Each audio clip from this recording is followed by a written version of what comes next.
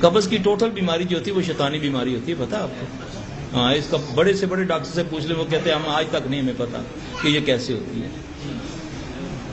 رات کو سونے سے پہلے 5 دانے کالی مرچ کے لے لیں، یعنی کہ یہ 10 سال سے اوپر والے لوگوں کے لیے 5 دانے، چھوٹے بچے کے لیے 3 دانے کالی مرچ۔